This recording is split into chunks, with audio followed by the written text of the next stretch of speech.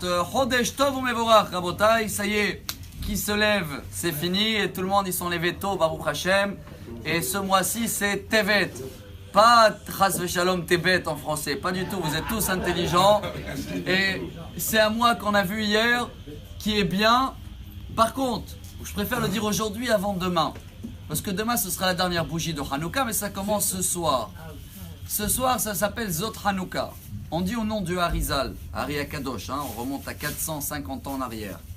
Et au nom du Baal Shem Tov, 250 ans en arrière, tout le monde a entendu parler, que cette journée-là, c'est une journée où toutes les prières qu'on va demander se réalisent, les fruits sortent, comme hier on avait compris que 3 mois, on est pile 3 mois après Rosh Hashanah.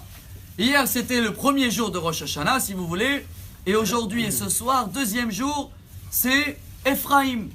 On vient de lire ce matin, la 7e bougie, c'est qui? Ephraim. Demain, ce sera Ménaché. Vous avez remarqué que le petit, il passe avant l'aîné. Parce que Ménaché était le plus grand. C'est les parachiotes de cette semaine. Pour quelle raison il passe avant le petit? Une des raisons, laquelle je peux tirer un message pour ma vie, c'est que Ephraim, c'est quoi en hébreu? Ou même en français, si vous voulez. Fruitier, comme ça on peut dire. Ephrani Hashem be'eretz oni. Hashem il m'a donné beaucoup de fruits, beaucoup de réussite. Et Ménaché, en hébreu ça vient du mot Nashani Elokim et kol amali. Shkun Nashani, c'est quoi? Noché, c'est des souvenirs. J'avais beaucoup dans la maison de mon père. J'étais un fils préféré, j'ai tout perdu.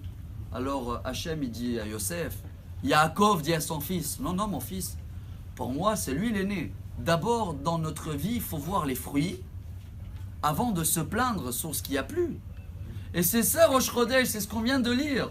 Barechi Nafshi, tout le psaume 104 dans le Teilim, le verset 104, il nous apprend comment le roi David y voit la mer, Zayam Gadol, les bateaux, les fruits, le pain.